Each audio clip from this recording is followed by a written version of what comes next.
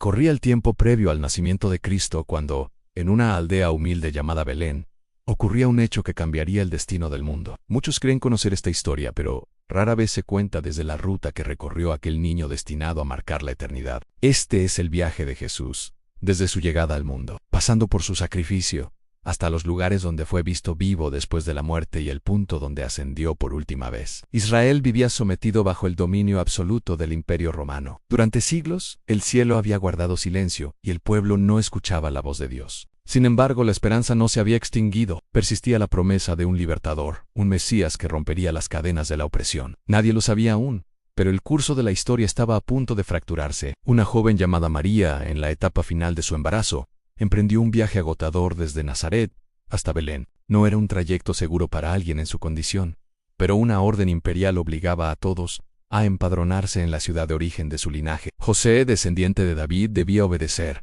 Sin saberlo, cada paso cumplía antiguas profecías. Cuando finalmente llegaron, exhaustos, el momento del parto se adelantó. María dio a luz en medio de la noche, sin un hogar que los recibiera. No encontraron refugio en ninguna casa, hasta que hallaron una cueva donde los pastores resguardaban a sus animales. En ese lugar oscuro y sencillo nació aquel que sería llamado Señor de Señores. Los primeros testigos no fueron reyes ni sacerdotes, sino pastores despreciados por la sociedad. Considerados impuros, excluidos del templo y sin valor legal, fueron ellos los elegidos para recibir el anuncio celestial. Aquella noche, los olvidados fueron los únicos que se postraron ante el Mesías. Tiempo después, José y María presentaron al niño en el templo de Jerusalén, ofreciendo el sacrificio reservado para los pobres. Allí, un anciano llamado Simeón sostuvo al pequeño y habló de su destino glorioso, pero también advirtió a María que un dolor profundo atravesaría su alma. Esa profecía quedaría grabada hasta el día en que la vería morir en una cruz. La familia no regresó de inmediato a Nazaret. Permanecieron en Belén mientras el pueblo vivía atemorizado por los abusivos impuestos romanos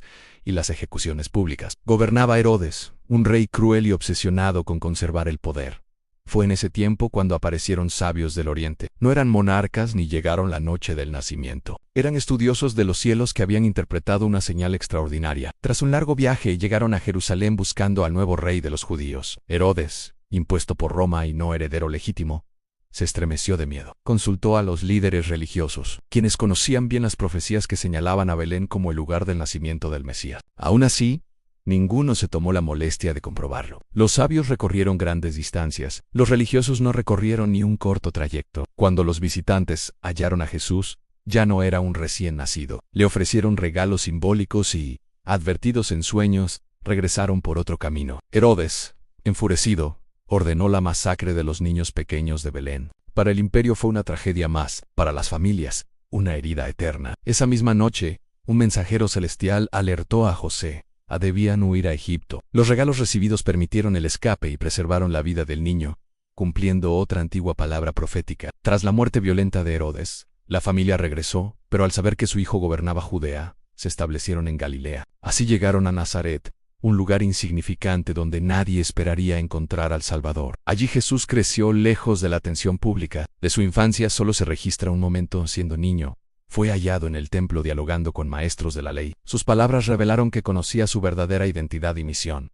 Después, volvió el silencio, hasta que dejó Nazaret y se dirigió al Jordán. Allí fue bautizado, y al salir del agua el cielo se abrió y una voz declaró su filiación divina. El tiempo de espera había terminado. Fue llevado al desierto, enfrentó la tentación y salió victorioso. Regresó con autoridad, comenzó a predicar, fue rechazado en su propia tierra y estuvo a punto de morir. Llamó a hombres sencillos, realizó milagros, sanó cuerpos y liberó almas, proclamando el reino de Dios. Eligió Galilea como escenario de su ministerio. Calmó mares, caminó sobre las aguas, devolvió la vida a los muertos y alimentó multitudes. Se declaró el sustento verdadero, y muchos decidieron abandonarlo. En Cesarea, uno de sus discípulos confesó que él era el Cristo.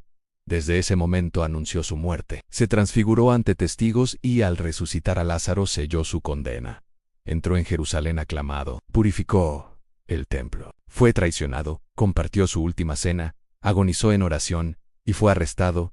Todos huyeron. Fue juzgado injustamente, negado por uno de los suyos, humillado y golpeado. Aunque declarado inocente, fue entregado para morir. La multitud prefirió liberar a un criminal. Colgado entre dos malhechores, el cielo se oscureció. Mientras se burlaban de él, pronunció palabras de perdón. El inocente cargó con el pecado del mundo. El templo se estremeció, La tierra tembló, y un soldado romano reconoció su divinidad.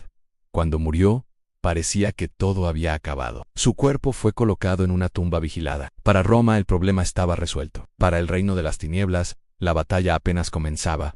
El silencio reinó, los discípulos se escondían. El enemigo creía haber triunfado. Pero al amanecer, la muerte fue vencida. Un ángel removió la piedra.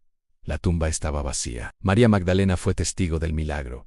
Al escuchar su nombre, supo que él vivía. Jesús se apareció a muchos, mostró sus heridas y restauró a los que dudaban. Durante días enseñó sobre el reino y luego ascendió al cielo, prometiendo regresar. No dejó estructuras ni ejércitos, sino una verdad que transformaría el mundo. Su nombre ha sido combatido, pero permanece. Los imperios desaparecen, su palabra. No. Jesús no fue solo un hombre, ni solo un maestro, ni solo un mártir.